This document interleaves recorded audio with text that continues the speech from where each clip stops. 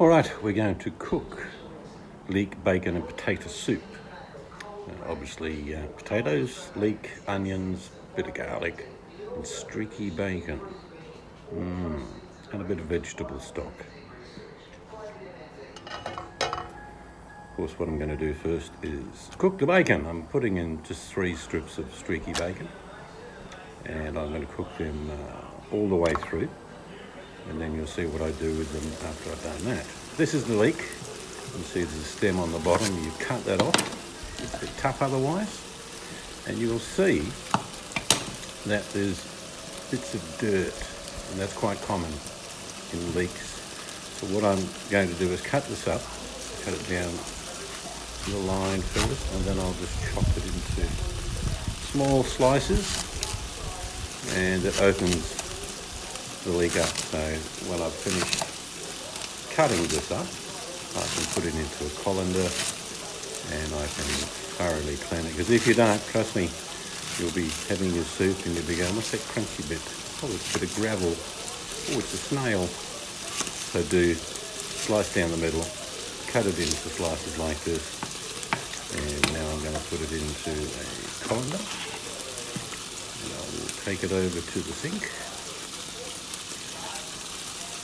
and wash all the bits and pieces that shouldn't be in there out. So let's go and do that. So give it a good clean, at least a minute, and just keep sifting through it like you're looking for gold. In this case it's dirt. But if you don't do that, like I say, you'll pay a price later saying, oh, I should have cleaned the leek. Do that every time you use leeks. It's a good way of doing it. So now we've got the bacon I'm flipping over. It's half cooked. Actually, I could just make a video of bacon. 5-hour video of bacon only. Millions of people would watch it. Streaky bacon. Gotta love that stuff. Alright, I know a lot of people panic about my knife skills, but they're fine. I still have all my fingers. And people say, oh, you make me nervous when you cut. Well, come and do it for me then. Go on, worried about it. Get over here and cut up for me. Been doing this for a very long time and I still have all my digits. So I'm going to use one fairly large onion and a small one. You've got to get a balance of potatoes and onions and leeks and a bit of garlic. If you have too much of either, it doesn't work. You end up with a potato soup with too many potatoes, and an onion soup if you put too many onions in there.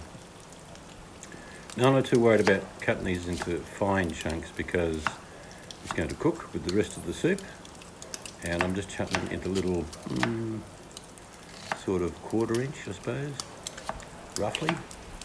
Don't quote me, I don't measure, as you know, but just like that.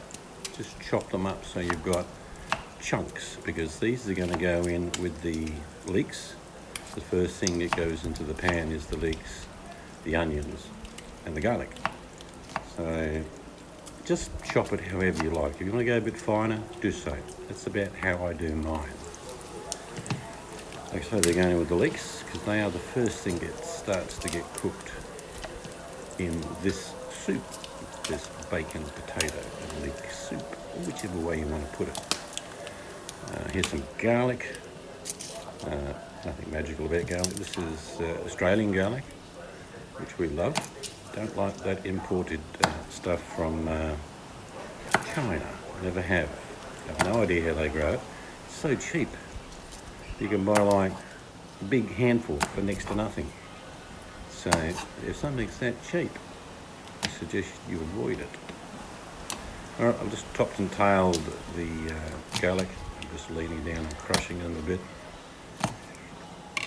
And if you weren't really fussy at all, you could just chop up the garlic as is with bits of skin in there. That soon evaporates in the soup, but yeah, I take it off. Some people don't. I like roasting whole garlic in the oven. It comes out so sweet. A lot of people don't like garlic. I'm not sure why. It's good for you, apparently. It's like medicine, like onions and ginger and honey. Garlic's in that category. Get it into you. It's good for you. So I'm just ripping off these skins. They're coming off pretty easy. like I say, this is fresh garlic. Most things fresh are best, let's be honest. Like I say, I don't like using that imported garlic. So now all I'm going to do is chop this up, and because this is going in with the onions and the leek first thing. And I can tell you, as soon as you put these in the pot, the aroma from garlic, onions and leeks is mesmerising. You'll love it. So I'm chopping it up, not that fine, little chunky bits I suppose, but I will put that now in with the onions and the leek, and then we'll get started. I'll show you. So there's a balance in there, like it's 1.5 onions basically, 1 stick of leek, and 3 or 4 cloves of garlic. You do what you want to do, but that's sort of my balance. Here's the bacon, fully cooked. And now, what do we do with this? Well, I actually chop it up. You could leave it whole, but it becomes a bit difficult. It's a lot easier to chop it up, not super small, little chunks. It's the flavour of the bacon that goes through the soup, as well as nice little chunks of bacon you get in each spoonful.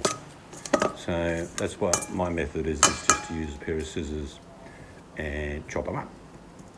Now with potatoes, it's the same story. They're not cut ultra small. They're sort of chunky, because at the end what I will do is just get my little potato masher when the soup's finished, and I'll give it a gentle mash. Still have bits and pieces and lumps in it, because that's how I like it. But so there's no need to cut this real fine. It's going to melt down a lot of it into the soup, and when you start mashing it later, it certainly does incorporate and make the soup quite thick. That's a big wad of butter. That's right. Oh, you don't eat butter, it's no good for you. Well, it's been made for thousands of years, and I'm going to continue to eat it. I don't eat margarine.